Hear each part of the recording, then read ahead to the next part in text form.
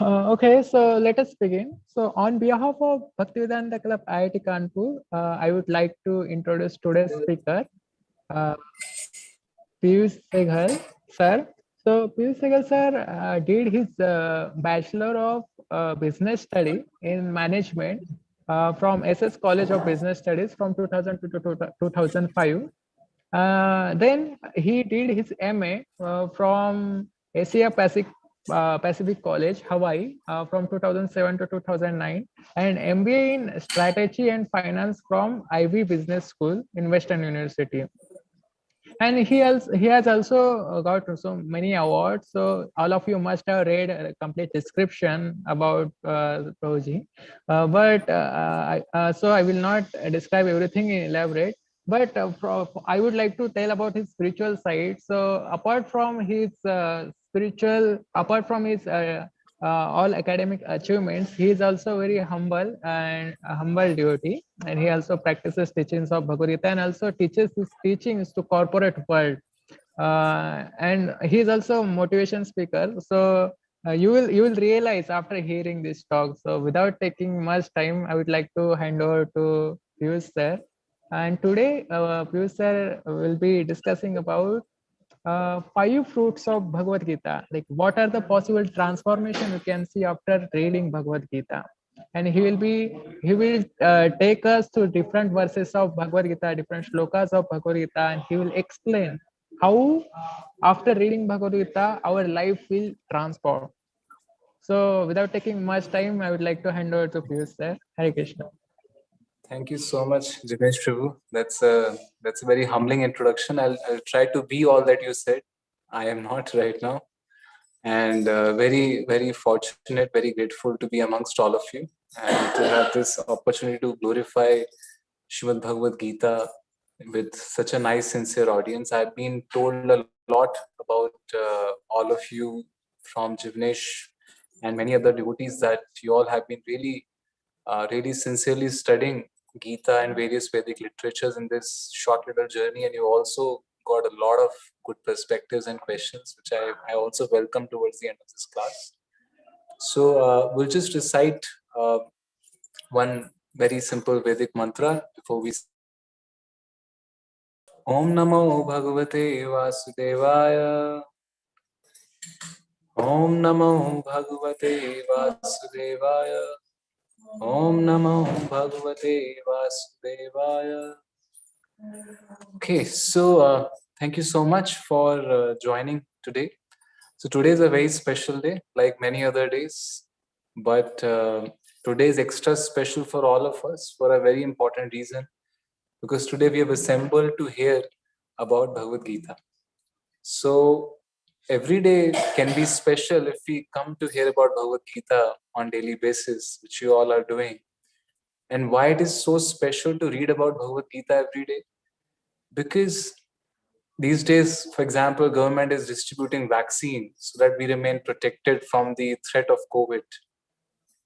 But this Kali Yuga has got so many threats, there cannot be any material vaccine that can protect us against all those issues. But hearing the sound vibration of Lord's name and hearing the instructions of Lord is the greatest vaccine we can ever take. And the beauty of this vaccine is that while other vaccine will end with this body and the effect will end with this body, but the effect of this vaccine will continue life after life, life after life, life after life. And there is no negative side effects. There's only positive side effect, unlimited positive side effects. And of course, the main effect that it really helps us know our real true self, which is almost hidden at this stage. So we're very fortunate to take this vaccine together every day. I'm not the dispenser and you're not the patient. We both are taking this experience together.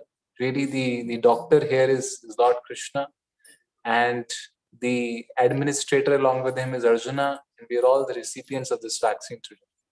So today the topic that I want to share with you is what really is the benefit of reading Bhagavad Gita. So Bhagavad Gita is not a very short, simple journey. It's a journey of 700 verses. And if one person really tries to take this journey seriously, then it will take years to take this journey. So before we even go down so much in depth to take this Bhagavad Gita, and before we start changing things based on Bhagavad Gita, it's also very important to know what really will this bring if I take this journey. Because we all have this mentality of asking what's the result before we get into anything. I'm sure you got into college, IIT most likely. So you would have obviously studied a lot about what will IIT give me. Will it give me a good placement? Will it give me a good network? Will it give me good salaries? This and that. And only after seeing the phala, once you got parichit with the phal, that's when you ventured and you started the entire coaching for IIT, which must have been a long. I'm not an IITian, so I don't know, but I've prepared for GMAT in my life, so I can maybe a little bit empathize with the struggle you may all have gone through. But that struggle was preceded by knowledge about the benefits of getting into IIT. So today's session we will discuss of what transformations we can have by going deep in this spiritual journey, particularly reading Bhagavad Gita and immersing the principles of Bhagavad Gita in one's life. So our modus operandi will be very simple. I'm going to take you through few verses of Bhagavad Gita, each of which talks about certain good qualities that Gita is supposed to give to all of us. So we'll study those verses one by one, and after hearing and reading each verse, what we will do is I'll also ask each and every one of you whoever wants to participate as to what you think is the benefit that the verse is trying to reflect. So with the help of devotees here and the organizing committee, I would request if you can all take us to the first verse of the day. Okay, so it's a very, very popular verse. I'll recite once and then you all can repeat after me. Matrasparshastu Kaunteya. Jivnesh, is it possible that devotees could read together, or should I just go personally? What's the experience here? That will create some noise. So they can chant while muting themselves. Okay. So you all can please chant with me. Matrasparshastu Kaunteya. Shitoshana Sukha Dukhada. Agama Paino Nityas. Tam Stitikshvaka Bharata. So Jivnesh, I presume nobody can even recite it individually. That's also not possible. Yeah. So if you want, we can ask if you interested one. If you would like. Okay. Can you please go down to the translation? Yeah. Okay. So in the interest of time, I'm only going to read it just a little bit below. Let's just a little go down further. Okay. So the translation of this verse is, O son of Kunti, the non-permanent appearance of happiness and distress and their disappearance in due course are like the appearance and disappearance of winter and summer season. They arise from sense perception, ocean of Bharata, and one must learn to tolerate them without being disturbed. So this is the first and the starting fruit of Bhagavad Gita. So please note that this is not the best you can get from Bhagavad Gita. This is nothing but just a byproduct. For example, if you make, how to ever make ghee. Once you're making ghee, you have so many byproducts. You have the byproduct of skim milk, and if you make, let's say, cottage cheese out of it, then you have a byproduct of whey. There's so many byproducts. You don't want them, but they just come to you. Similarly, this is one of the things that comes by reading Bhagavad Gita without you even asking, but it's very helpful. So what is this first fruit of Bhagavad Gita? The fruit of Bhagavad Gita, in fact, can you all please put this message in the chat window? What really is the fruit here that's reflected in this verse?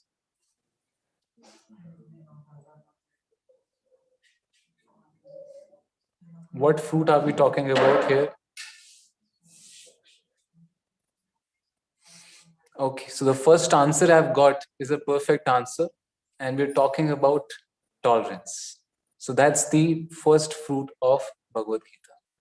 And why is this fruit very important? Long time back, I heard this saying by someone that you should make that person your friend who is willing to spend time with you. So in the world we live in, it's very difficult to spend time with a friend called happiness, because it's very, very rare and comes very, very infrequently. And the minute it comes, it goes away with even better speed. So if a person is intelligent and he has to be friends with someone, and you have a choice to be friends with happiness, or sorry, you have the choice to be friends with happiness, or or being friends with distress, or rather dealing with distress. So the intelligent person would like to be friends with distress and would like to learn how to live with distress. And the nature of this world, as Krishna says in Bhagavad Gita, is dukhalyam ashashvatam. That this world, just like you have Vidyalaya, where education is given, Vidya Alaya, the place where Vidya is given. Krishna defines this world as dukhalyam, which means a place where there is a lot of troublesome, there's a lot of misery, there's a lot of suffering, there's a lot of problem. And if anybody in the world can say, no, there's no suffering, there's no problem in this world, then that person would be just in plain illusion. And we can still say that, but really that would be nothing but one of the very biggest illusions that Maya puts upon all the living entities. So this world has got this pendulum kind of a situation, but it's a very interesting pendulum where the happiness, it doesn't hit too much, but it always stays, most of the time it stays in the sphere of distress. So in the world where there's so much more distress than happiness, we must learn not to maximize happiness or minimize distress. We need to learn how to actually tolerate both. And it's very interesting what Krishna is saying. Lord Krishna is saying, don't just tolerate the distress. Interestingly, he's saying, tolerate even happiness. So this is not something we are used to do or we want to do. But Krishna is giving this advice. Don't be just satisfied that you have tolerated the troubles of this life. Always learn to tolerate happiness. Why should we learn to tolerate happiness even? Because first of all, it can blind us. And second of all, this happiness will give us the friend of pride that comes along with it. And this pride will not be easy to handle by most of us. So, a wise person, an intelligent person is one, Bhagavad Gita says, who is able to tolerate when the life gets tough and when life gets difficult. And he's also able to tolerate when things get very nice and cushy and success is coming his way.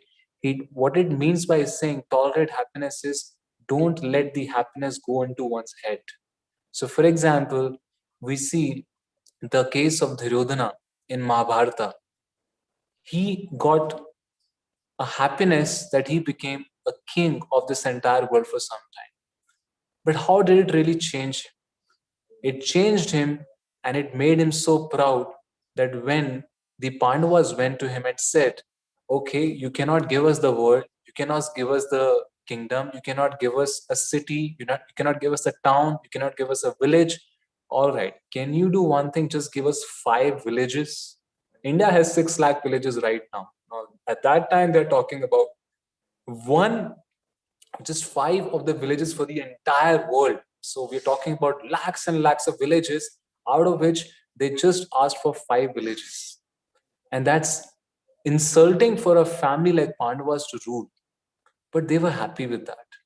But see how opulence, success, and victory that Duryodhana had for a very limited time made him so proud that he rejected that offer, which led to all the massacre in which he went down, his family went down, and not just him, crores and crores of people in the world went down because one person could not absorb happiness. Same way we see the situation of Ravana. He's got so much strength that he can build. He's trying to build a staircase to heaven. How much happiness and success could one get? But he could not tolerate it. And what happened? He wanted to fight with God himself. And he had the confidence that he can. And the world is filled with examples. And not just the world, if we look at our own life, I think it's not the failures that really beat people down. It's really mismanagement of happiness that we are unable to tolerate, we're unable to use it properly utilize the success that comes out of the situation, and we go in a wrong way. So one of the benefits of reading Bhagavad Gita is it helps us tolerate. Krishna, Krishna. And it helps us tolerate not just in a way that you can tolerate the negative side of it, it helps us tolerate even the happiness side of it. So this is the first benefit, tolerating.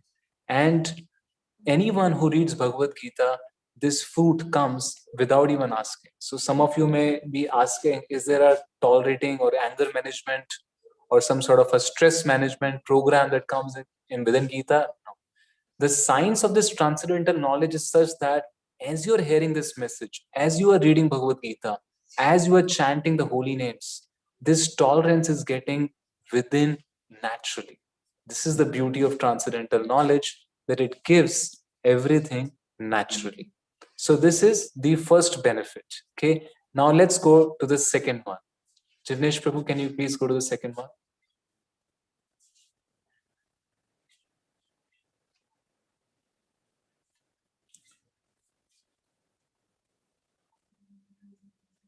Okay. अपि चेतसि पापेया सर्वे भया पापकृत्तमा सर्वं ज्ञानाप्लयनैव विज्ञानं सन्तरि.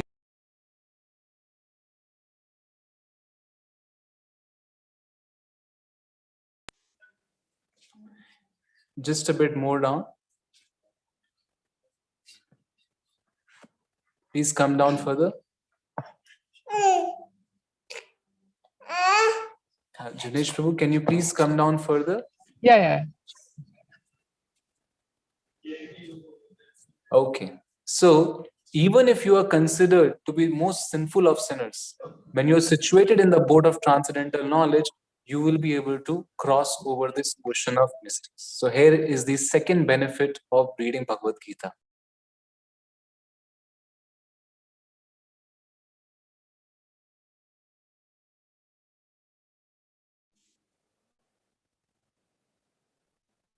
Sorry, I got lost for a second. I hope I'm back. So this is the second benefit of reading Bhagavad Gita. And what is this benefit? The benefit is that one can, in fact, let me ask you once again, if you're all awake and you can answer, what really is this benefit? If you can just type in your message.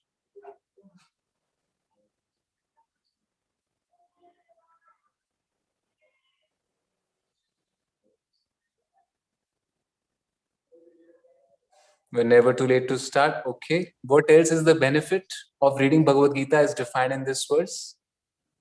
Krishna is saying, if you're considered to be most sinful of all sinners, when you're situated in the boat of transcendental knowledge, you'll be able to cross over the ocean of miseries. What really is the effect he's talking about? Forgiveness, okay, very close. Anyone else? You can be free. All your karmas are cleared. So Jayesh Prabhu, thank you so much. This is the right answer. And in one word, thank you so much. All more answers are coming from Adarsh Prabhu also. There's security that Krishna is giving. And then we also have more and more answers coming. Okay, so we can now proceed ahead. Basically, the second benefit of reading Bhagavad Gita is purification. So the first benefit was tolerance. The second benefit was purification. Second benefit is purification.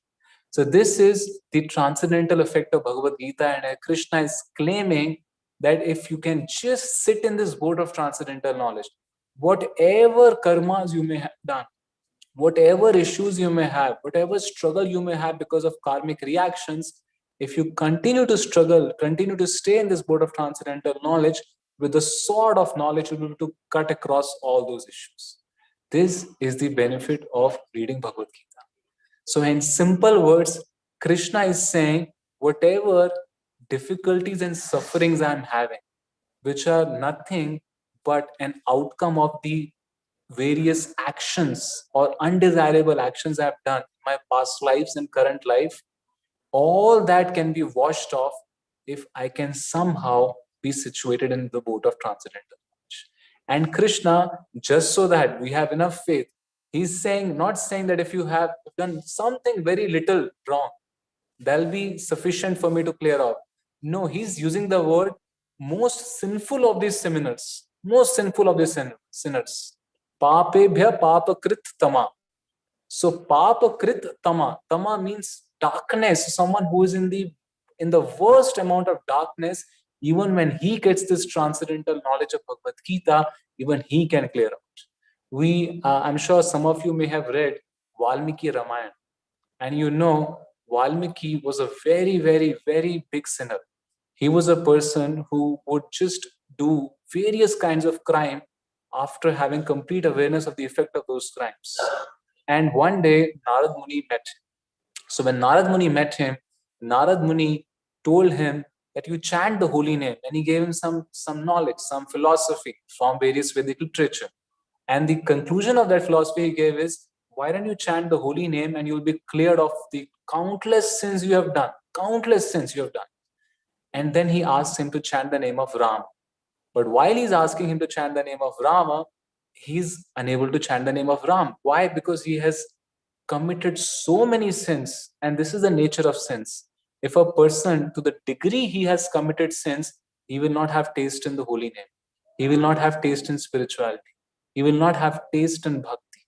So, to the degree our heart is clean, it will be very easy for me to move ahead. And to the degree I've got contamination in my heart, it will be very difficult for me to accept the instructions of Gita. So, Narad Muni gave him the instruction to chant the name of Ram. And he was so sinful that the holy name could not sit on his tongue. So he said, okay, you can't chant the name of God, so why don't you chant the name of the god of death? And he said, you chant the name Mara. So Mara, in our Vedic scriptures, also called, it's another name for the god of death. So he said, okay, why don't you chant the name of god of death? And you say Mara. So he started chanting Mara, Mara, Mara, Mara, Mara, Mara, Mara, Mara, Mara, Mara, Mara, and as you might be hearing, Mara became Ram. And that holy name, together with the knowledge that by chanting the name of the Lord, I can be delivered, it delivered someone like Valmiki, who was so sinful. And his Ramayana had changed the lives of so many people. In fact, in the beginning of my own spiritual life, it was Valmiki Ramayana that actually got me into Krishna consciousness. I read it before even I started Gita. So I read it together with Gita, but it really touched my heart what Valmiki ji had written in Ramayana. And after reading Ramayana, you cannot understand that this must be written by someone who's a murderer, who's got that kind of a background. And not just that, my dear devotees, I want to share with you one personal example. So when I was in corporate world, there was a time I left the corporate world and I was in between phase between joining ISKCON full time as well as staying in the corporate world. And I had achieved a lot in my corporate life. Many of the designations that some of the people in the world are trying to achieve, by Lord Krishna's grace, I could achieve them very quickly. And then suddenly I had this change of the heart and I took a break. And when I took a break, the place where I took a break was a juvenile home in Delhi, also called in Hindi Bachcho Ka Jail. So this is a jailhouse for children, but these children are very special. These children have committed offenses and they have committed crimes that it's very difficult for us to even imagine. So I'm talking about a 11-year-old child having committed murder and rape, a 13-year-old child having committed point blank murder, just a very young child having burnt a house completely. So all the things we read about, we hear about, I saw those children sitting in front of me and they have done all sorts of crimes. And everyone is warning me that, Piyush, you must not go inside. Because the last time an IS officer went along with police inspectors as his protection, and he said something which they did not like. So they just picked up the bricks that were there in that jail and threw it down to the IS officer and this policeman, and they could not do anything. So violent children, and they have done heinous crimes. And here I was with very little faith and some experience in Krishna consciousness. All I had with me was a Gita in my hand and the Hare Krishna Mahamantra and some prasada. With all these accessories, I went inside and I had read in Srila Prabhupada's, the founder Acharya of ISKCON, his autobiography, if you keep Krishna at center, if you keep God at the center of your activities, you are always protected. So I kept Krishna at the center, and while I had done many leadership programs, case studies, this and that in my past life, but with those children, I was inspired to just do nothing but chant the holy name and share with them Gita that I was trying to understand in my life. And a magic happened.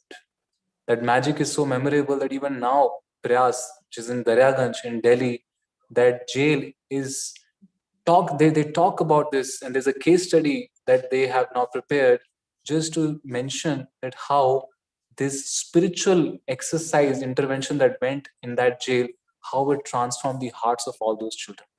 In a few weeks, suddenly all the children started coming to chant. Then after a few months, I realized that the children that I was training at that time with chanting and Bhagavad Gita, they all just went out of the jail.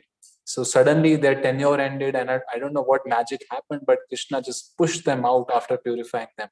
And when I heard them after they would leave the jailhouse, and they would call me later on, and they would tell me someone started a school, informal school back in his village.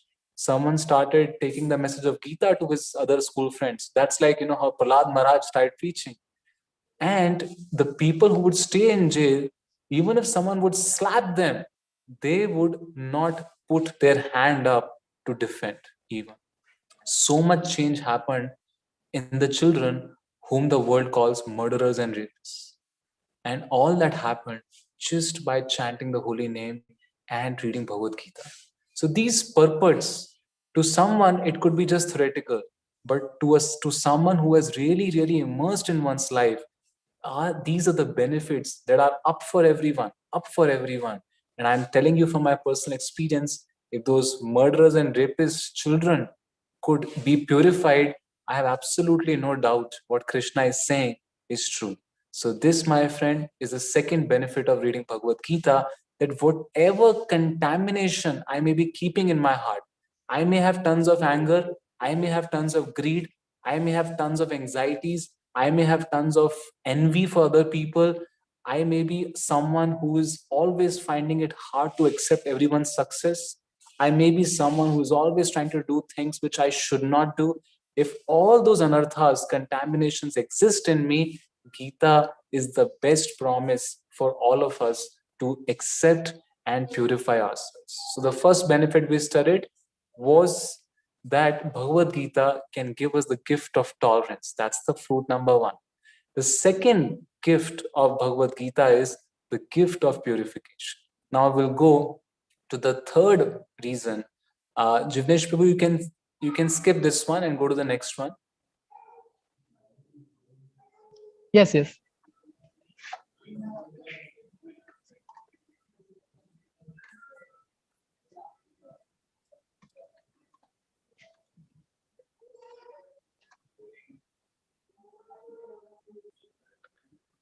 Okay, please come down a little. Arjuna Vacha Nashto Moha Smritirlabdha Tvatprasadan Mayachyuta Sthito Asmi Gata Sandhya Karishe Vachanam Tava. Please repeat after me. Arjuna Vacha Nashto Moha Smritirlabdha Tvatprasadan Mayachyuta Sthito Asmi Gata Sandhya Karishe vachanam tava. Please come down. Arjuna said, My dear Krishna, O infallible one, my illusion is now gone. I have regained my memory. By your mercy, I am now firm and free from doubt, and I am prepared to act according to your instructions. So, could you please now guess what's the gift number 3?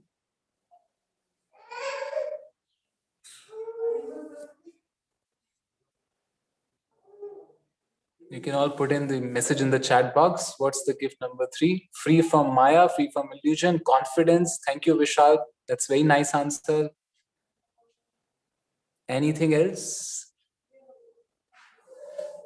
Realization. Okay, Avi Kumar has given a very important answer, which I was looking for also. Thank you everyone for, okay, search for truth, reach of truth.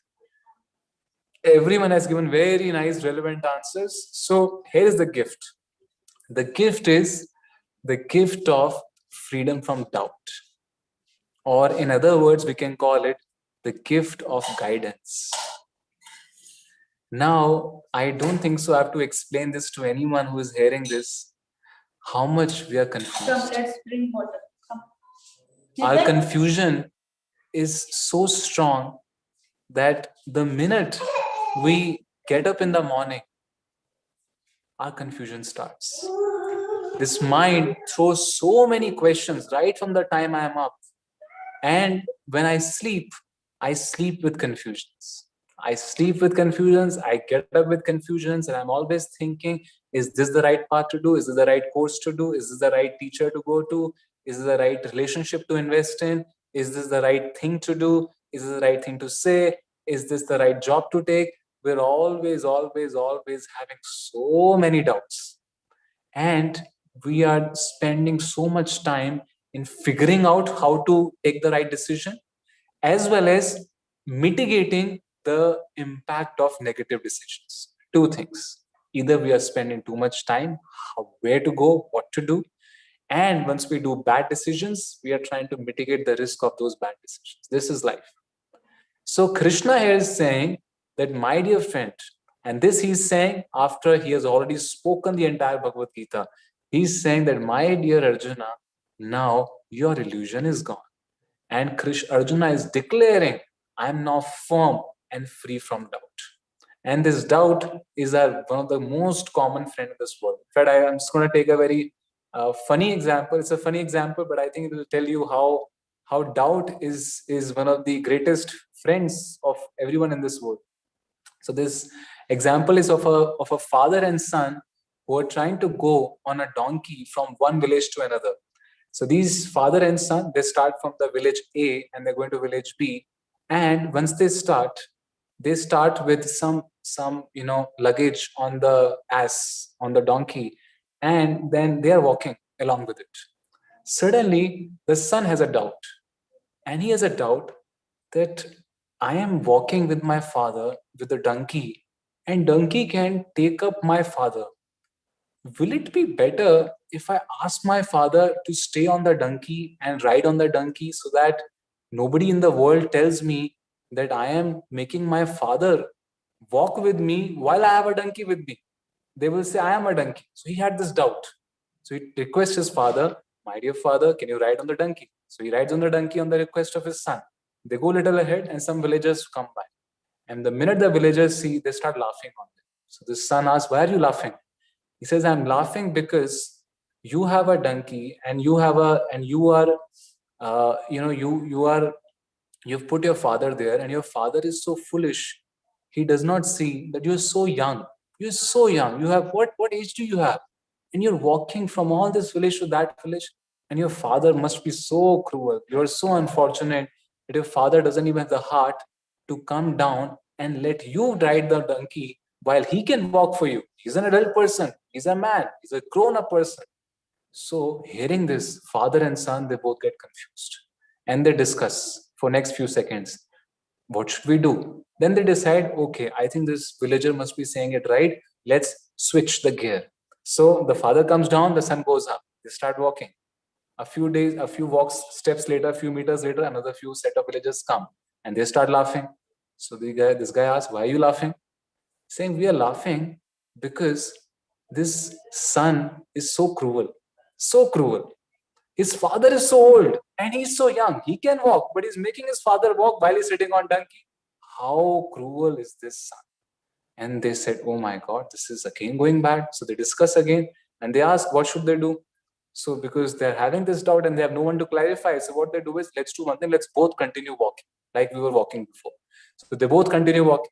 So while they're walking, another set of villagers come and they start laughing. Then they say that, why are you now laughing? Say, how fools you are. What fools you are. You have a donkey and you're still walking, both of you. How much foolish you both can be. And then they ask, my dear son, and son says, dear father, we don't know what to do. Can we do something else so that we don't become laughing stock of this village? They say, okay, why don't we do one thing? Let's both of us sit on the donkey. So they both of them sit on the donkey and they go ahead. Few steps later, villagers start laughing again. And then they ask, okay, tell us, why are you finally laughing once again? He says, how cruel are both of you? Look at this donkey. You are laughing, you are walking, you're riding, both of you together on this donkey without having any compassion and heart for this poor animal. And then they say, my dear son, there's only one solution for us. They put the donkey on their hand, they start walking. The point that I'm trying to communicate here is, in this world, nobody knows what's the right thing to do. And nobody has the right feedback to give. And those who are not guided by Guru, Shastra and Sadhu, their situation is like this poor father and son. Whatever they do, they get chastised. Whatever they do, it becomes inauspicious for them. And this is our situation in the world. We are doubtful and we have no proper answer. But a person who reads Bhagavad Gita, he is free from moha, he is free from doubt, and he has the perfect answers. And how can I say this to you? So, like Jivnesh was mentioning, I happen to teach Bhagavad Gita, share this nectar of Bhagavad Gita with some of the so-called influential person of this world. So the influential people, they run companies worth 20,000 crore, 30,000 crore, and whatnot. But they don't know how to live life. They don't know whether to invest in a relationship or not. They don't know how to have a good night's sleep when they go to bed. They don't know how to manage stress. They don't know whether to do this or to do that. Practically, they're filled with anxieties and questions that are so much that they have to take sleeping pills to quash that wave of doubts and anxieties they have by the time they reach to the bed. This is the nature of this world. Anyone who is not guided by Gita and Shastra will always be swarmed with doubts. That's why great personalities always kept Gita with them. In fact, Mahatma Gandhi, in one of his quotations, says, each time I fall into the prey of a doubt, what I do is I pick up a verse to comfort me, and that verse gives me the strength to move ahead. Okay, so that's the benefit, the gift of Gita number 3. So what's the first gift? The first gift we read was the gift of tolerance. The second gift was the gift of purification. The third gift is the gift of guidance. Let's go to the fourth gift. Please go ahead, Jivnesh. Thank you so much. Please go ahead. Tasmat tvamutishthaya sulabhasva. Tasmat tvamutishthaya sulabhasva. Jitva shatrun bhungshva rajyam smradham. Maya vaite nihita purvam eva nimitta matram bhavasavya sachin. Nimitra matram bhavasavya sachin. Therefore get up, prepare to fight and win glory. Conquer your enemies and enjoy a flourishing kingdom. They are already put to death by my arrangement. And you, Sabyasachi, can be but an instrument in the fight. So, could anyone like to comment? What is this gift number 4?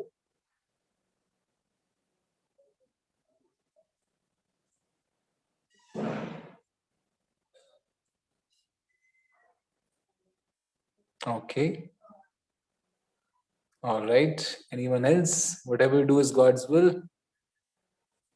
We are servant of God. Nice, Jesh. Thank you. Anyone else? Okay. Anything else? Service, self-confidence. Okay. We are just puppet of God. Okay. Avi has put up a very strong statement. All right. Let me tell you what is this gift. This gift can be personified with the word called empowerment. The gift of empowerment. So Krishna is saying that, my dear Arjuna, You prepare to fight and you win the glory. You conquer the enemies and you enjoy the flourishing kingdom. Look at the benefits to Arjuna. He's saying, you win the glory, you conquer the enemies, you enjoy the flourishing kingdom, but don't be mistaken. They're already put to death by my judgment. So what is he saying? You have nothing much to do, my dear friend. You have to just take the credit. The fight I am doing, and I am ensuring that you will win. And what will you do? At best, you will become an instrument, a mere instrument in the fight. Nimitt matra. This is really the perfection of life. To be a nimitt matra of Krishna is really success of our life. And some of you may be asking, how do I believe that I can be empowered by reading Bhagavad Gita? I want to give you a very simple analogy to prove that and give an evidence of that. If you make a list of all the people in the world who are unduplicatable, people who will never have any duplicate. So who are these people? For example, people talk as Einstein being a person who cannot be duplicated. People talk about Abraham Lincoln, Martin Luther King. Any other examples you'd like to give? People who did something which nobody else could repeat. Can you please put in the chat box? Some unduplicatable people. You don't have the second examples of them. Probably you will never have. Gandhiji, very nice. What else? Mother Swami Vivekanand and okay, anyone else?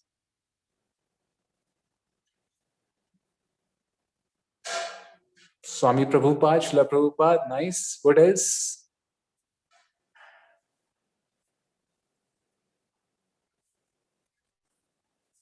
Okay. Any other Chanakya? Very nice. Mother Teresa. Lord Sri Ram. Okay, that's it. I think that's a good list. So all the names that we have talked about, Gandhi, Mother Teresa, Abraham Lincoln, or Martin Luther King, you may say, Einstein. For example, I want to take some examples just to substantiate. Einstein was one person who did so many inventions in his one room that even today's best companies with billions of dollars of R&D cannot do. They cannot do what he did in one single room. Then Mother Teresa, very interesting case study. Mother Teresa, when Bill Clinton was the president of the United States of America and they were passing the law of abortion, she went to US and she declared, she went onto the public stage and she said, my dear President Bill Clinton, if you don't know how to handle the children that you're planning to kill through the law of abortion, I have a small center in Kolkata. Why don't you send those millions of children back to Calcutta to me to take care of, if you can't take care of them? Who has the guts to say all this? Another personality, Subhash Chandra Bose. This person who was 1 year senior to Srila Prabhupada, he went on to stage and he gave a speech which made people, compelled people to leave everything of their home and give him everything, including their children, their wealth, everything. And then we have example of our own Srila Prabhupada, who with 40 rupees went on to a sea voyage after taking 2 times the hit of a heart. He reached to sometime in US without a contact, without knowing whom to approach, without even knowing whether to go left or right. And he's thrown in a place which is filled with hippies, people who are drunkards, womanizers, criminals, and whatnot. And in that street, he goes down and he puts up a board, Bhagavad Gita lecture, this time to this time. And morning, up in the morning, he starts chanting the Hare Krishna Mahamantra, and the world knows it what happens later. Within 10 years, he makes 10,000 disciples, 108 temples. And then he writes 100 plus books in the 10 years. He circumvents the entire globe 14 times. And not only that, he manages a world's largest multinational of that time in 1960s just by snail mail.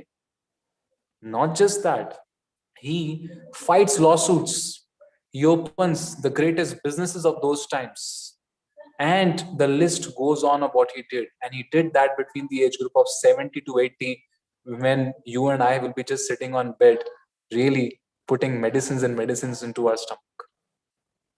So what is common in all these people we talked about, from Lincoln to Einstein to Mother Teresa to Srila Prabhupada, what's common in all of them is surprisingly this Srimad Bhagavad Gita. And in some cases, it is not Gita, it is Quran or it's Bible, which we do not say to be different. That's also word of God. So people had either faith in Gita or Quran or Bible, and they just didn't have faith. They really followed the Vedic scriptures. They followed Gita to the T.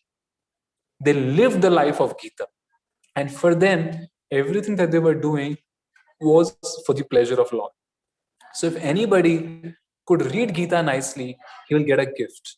The gift is he will get selected by Lord Krishna to be his instrument. And when you become an instrument of Krishna, then we are not limited by the small lake of strength I have in my backyard.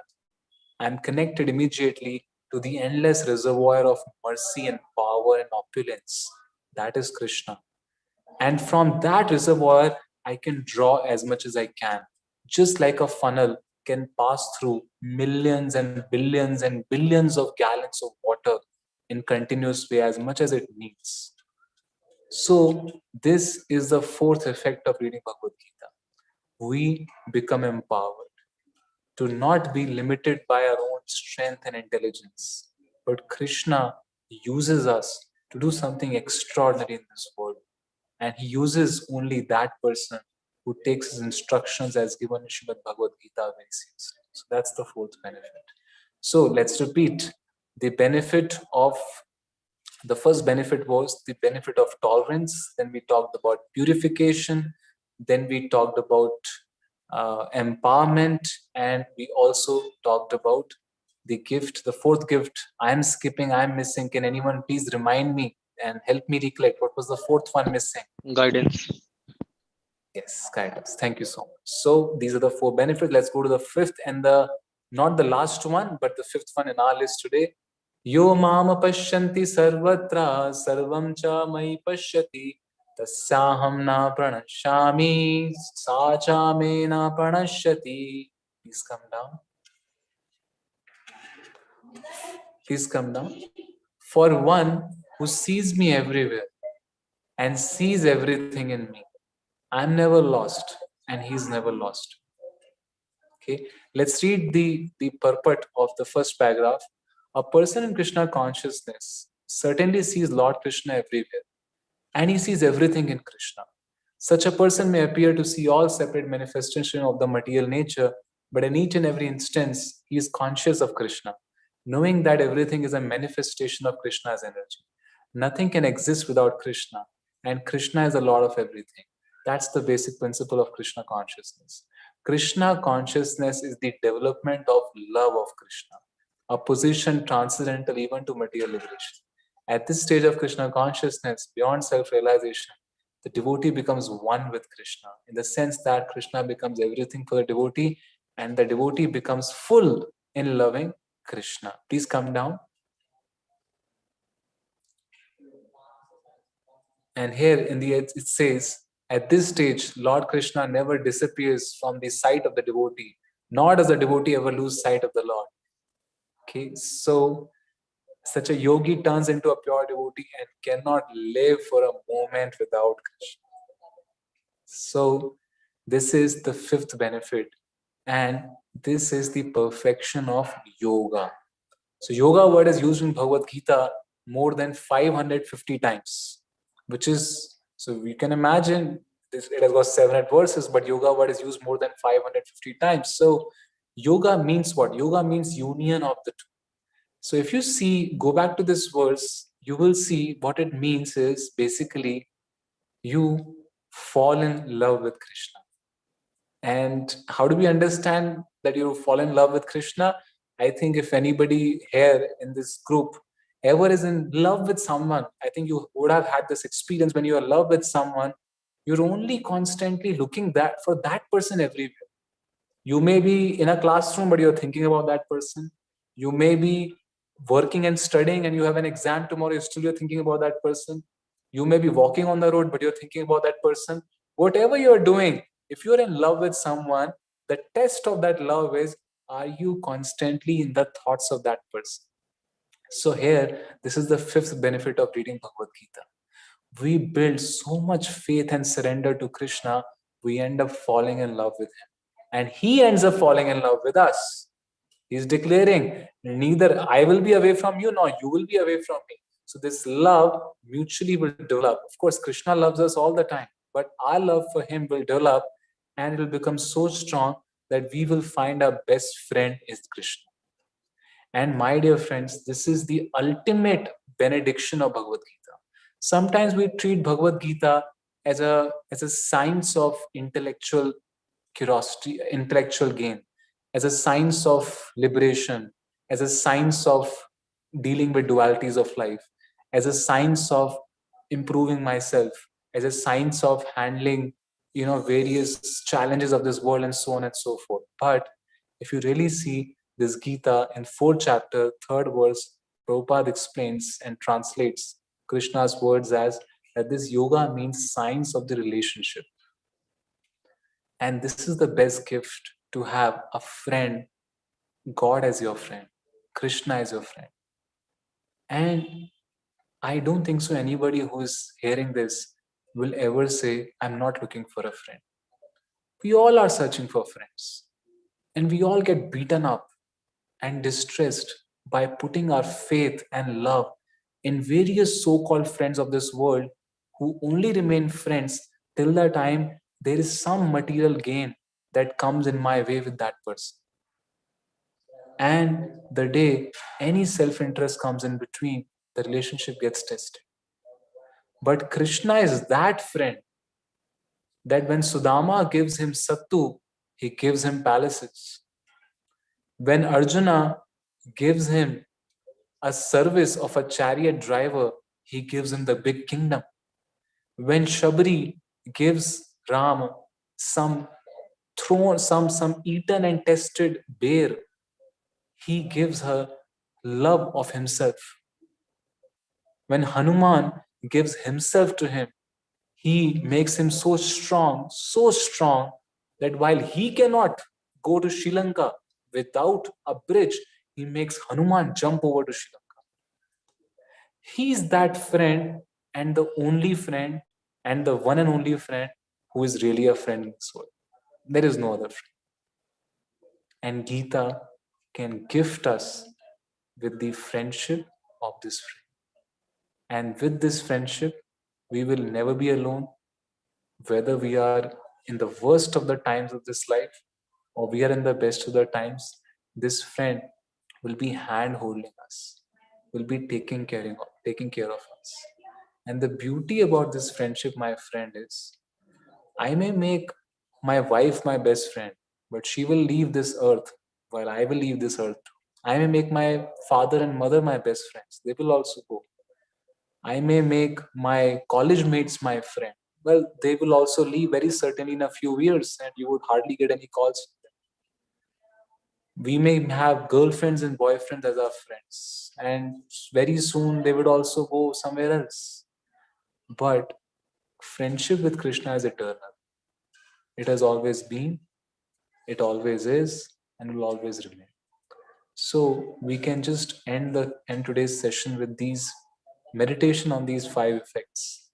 That let's study Gita and really get completely changed within our heart with these 5 gifts. And amongst all the 5 gifts, please understand, the 4 are nothing but just the byproducts. But the real gift, which leads to all the other byproducts, is developing love for God. Because once we develop love for God, everything follows. And the best way to express my love for God is to chant His holy name. Because in His holy name is hidden His love. The more I chant the holy name, the more I can develop this love. And that's why all the religions of the world, whether it's Islam, it's Christianity, it's our Sanatan Dharma, any religion of the world, they all have this thing in common, chanting of the holy name. Because this is what gives all the perfections in our life, including love of God. So thank you so much.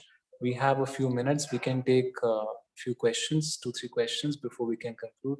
Thank you so much for giving me this chance to be with all of you. I hope this was helpful. Hare Krishna.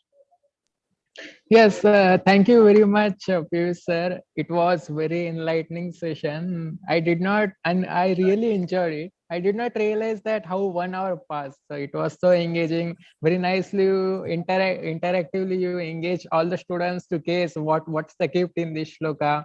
So that was really amazing. And particularly while explaining this purification gift, I liked your personal example, how your experience at juvenile home, and then after a few years, we came to know that what was a transformation. And after hearing that, really I got goosebumps in my body.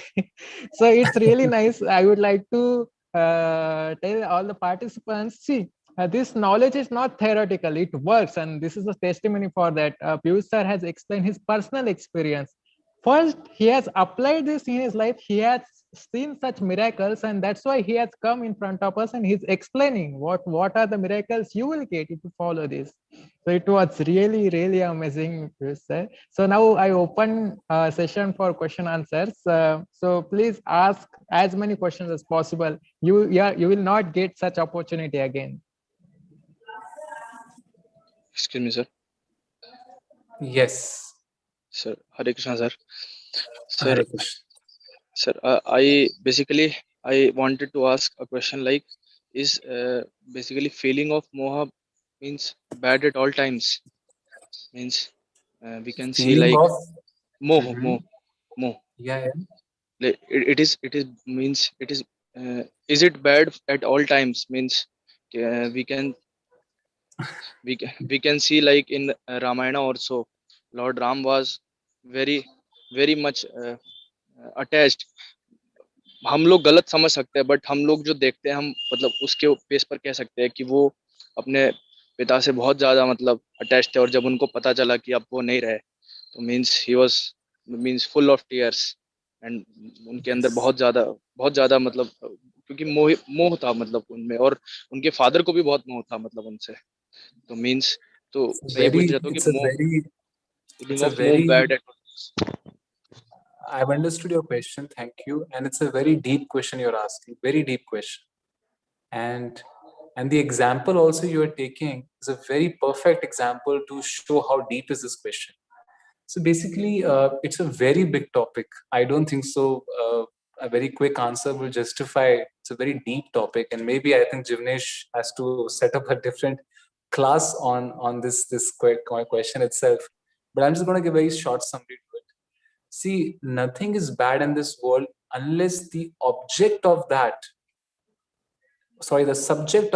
is bad. So, for example, greed is bad if it's to harm other people, but greed is good if it's to serve the Lord. Okay, anger is bad if it's going to harm people, but anger is good if you're Arjuna and you have to kill your enemies who are against dharma. Same way, moha or attachment.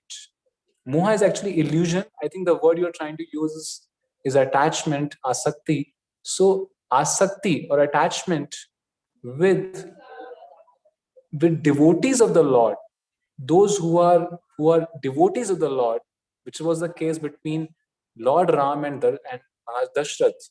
Maharaj Dashrath is a devotee of Lord Ram.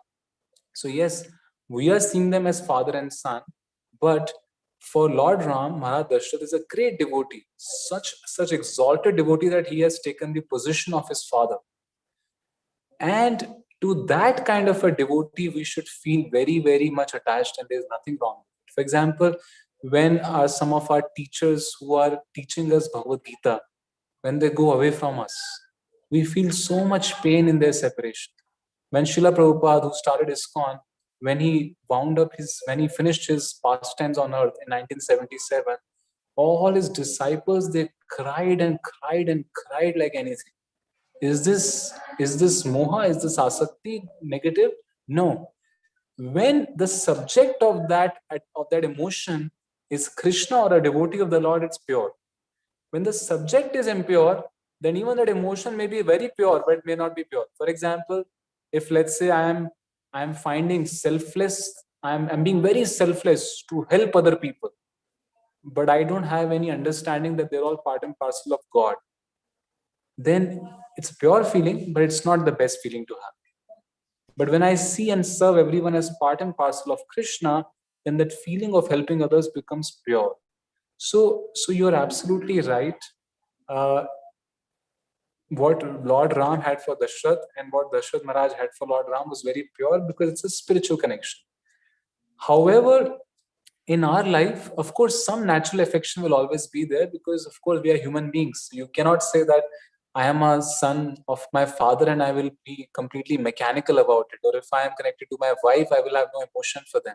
No, we always have emotions. We always have affection. And a devotee has a very soft heart. Arjuna has affection for even the people of the other army who will kill him, right? Who are ready to kill him. So devotee is always soft-hearted and he has affection for everyone.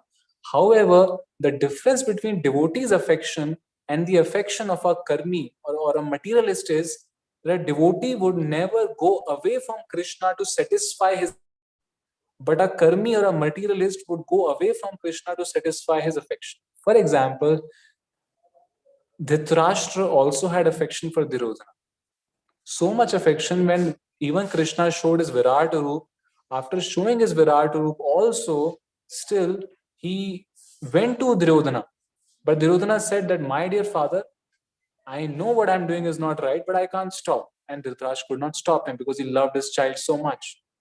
This kind of affection that takes us away from the path of purification, that takes us away from the right duties, takes us away from God in the path of our spiritual duties, this kind of affection really is a problem. So we should be away from this kind of affection, this kind of attachment. Our focus should be to create spiritual attachment, spiritual connection. What is spiritual connection? What is spiritual attachment? Having the same relationship between me and my father, me and my wife, me and my children, everyone is the same, but keeping God at the center. How do we keep God at the center? When we try to help them advance in spiritual life and they help us advance in our spiritual life. To whatever degree possible, we should try to develop that bond. And if the other party is not able to build that bond with us, no problem. It is we should see our close loved ones as not just connected to me, I should see them as part and parcel of Krishna. If my perspective is right that they are part and parcel of Krishna, then my attachment to them will also be purified. I hope this answers the very big, deep question you asked to some extent. Yeah, yes, sir. Yes, sir. I got it completely, sir. One more short question, sir. Like there are. Would you like to wait till other people ask? If Okay, maybe okay, sir. we can take Sure, this next one. sure, sure, sir. Sure, Thank you. sure. Thank you. Thank you. Any other question? Jimneshbu, can you read out the questions on the chat box? Because of some technical glitch, I'm unable to read the message from the chat box. If Yeah. there's any question there? No, in chat box there is only announcement, so there is no question. Okay. Any other question anyone has?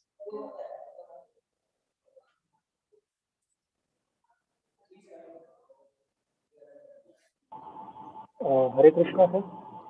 Yes, yes, please.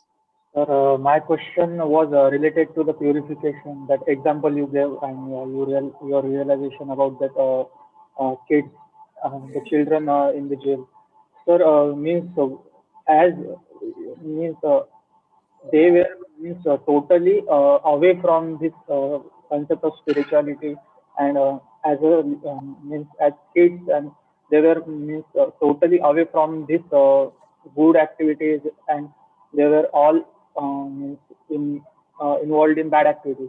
So what is the means first and the most means first step will almost be the hardest and difficult step. So how did you manage to means make them take interest in this? Means if you want to tell them something, they must be interested in that concept. So how did you means first how did you inculcate inculcate the feeling that we should turn ourselves to this? What is your first step towards him? Well, if you really ask me what is my first step is I just went there and I chanted Hare Krishna. That's all I did. And then of course we talked with them and we tried. But I think what really works with anyone in this world is, if the person who's going to help someone, he should care and love. He should have love for them. He should have a compassionate heart for them. What really, at a very basic level, what really worked was that I was sincerely trying to serve them. I didn't have anything to ask from them. I just wanted to serve them. And it is said that if one goes out to serve and preach the glories of Bhagavad Gita with sincere attitude, it's Krishna who does everything else. This act of preaching, or this act of converting people's heart, it is actually illusion that we do. We cannot do anything transcendental. We cannot do material. I can do. I can go and teach them English. I can go and teach them maths and science. I can make them learn some case studies and all that. But I cannot change their heart and pull them into bhakti. This is Krishna's job. All I can do is I can just go with a sincere heart to serve Srila Prabhupada. And if I'm having, and I remember having that feeling very strongly in my heart, that I'm trying to serve Srila Prabhupada and it's a service to him. And with that mood, I just went there. What happened is absolutely transcendent. And it'll be foolish of me to take any claim or credit on it, because really there is no logic why they should hear me. There's no logic why they should do bhakti. There's no logic why they should chant the holy name. And very interestingly, I didn't mention that almost 30% of those children were Muslims who were doing all these practices with me at that time. I didn't even know. After 1.5 months, they told me that they're Muslims, but they have been doing all this. So, and interestingly, the jailer of that jail who gave me complete freedom to do this was a Muslim. So it's a Muslim jailer, and many children are Muslim, and I'm doing something which in the secular India it's so difficult to do, and it's happening with full freedom. Nobody's stopping. Only Krishna can do it. So my answer to your question is, Prabhu, that the first and the last thing we can do really is to have a sincere heart to take this knowledge ahead and to actually apply this in our life. If I'm sincerely applying this in my life, like for example, I remember when I was doing this, I was not chanting my 16 rounds, which I do now. And I was even I used to eat maybe, some sort of unoffered food to the Lord. I was eating at that time. So, but when I started preaching to them, I started sharing with them, I also sincerely tried to adopt the same things in my life. And that changed my life. And maybe Krishna was pleased with the fact that I am not telling them something which I'm not trying to do. So idea is that a sincere heart can do many things. So by Lord's grace, he gave me a mood of sincerity at that time that really helped me serve them, and I can only see his own influence with those children, nothing else. Okay, thank you. Any other question?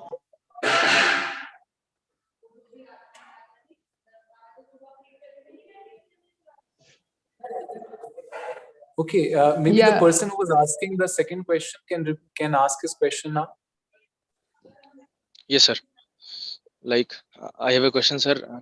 I'm saying basically clearly to you, like you said now, how to apply this, how to apply this basically this study of means Bhagavad Gita in your life on the practical basis.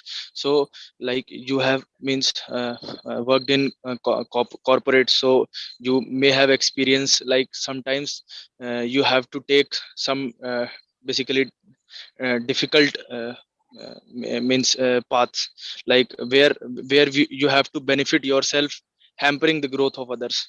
So how do you basically manage to apply the learning of this Bhagavad Gita there?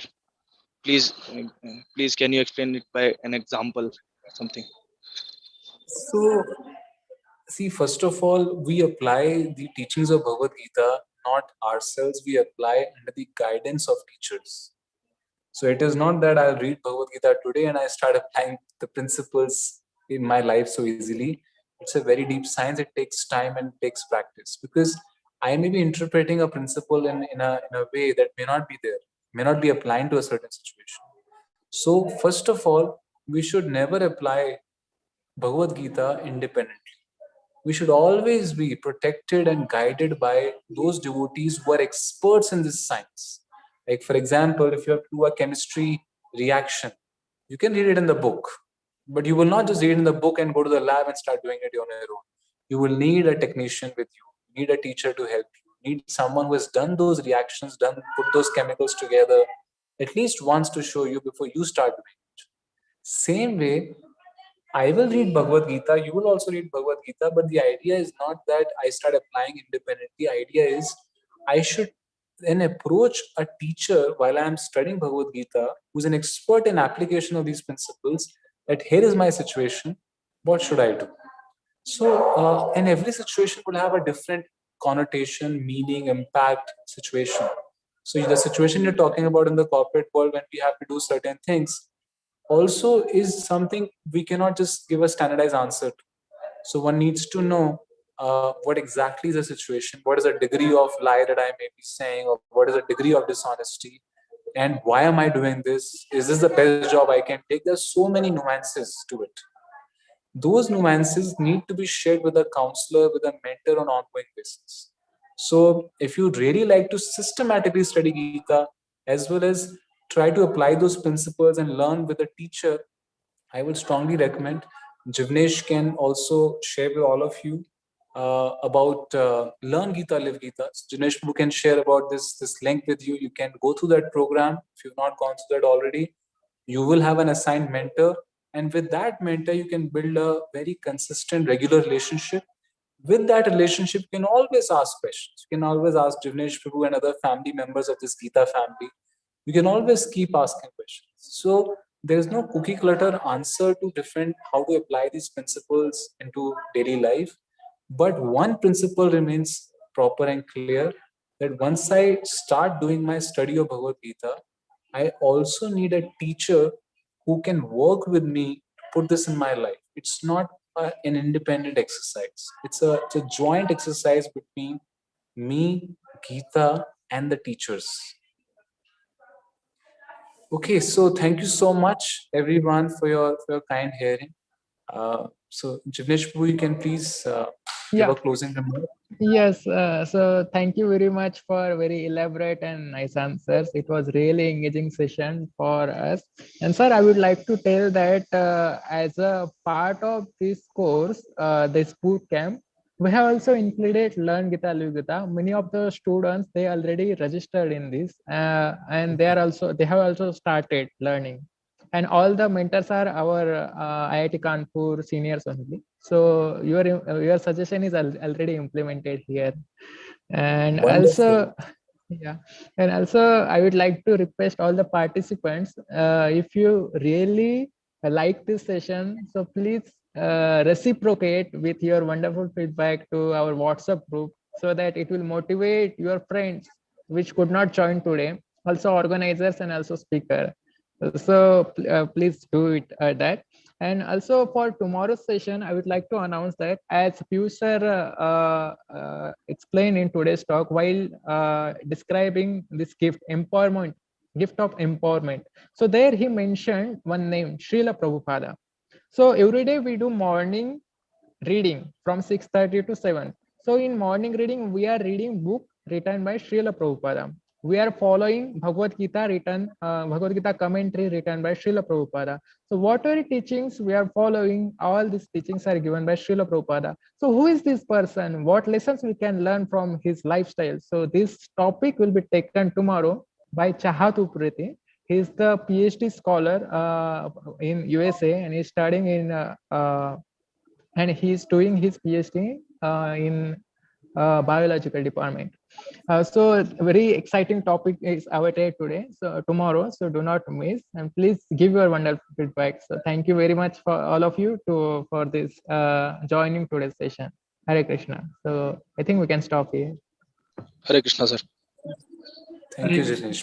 Thank you so Hare much. Krishna. Hare Krishna.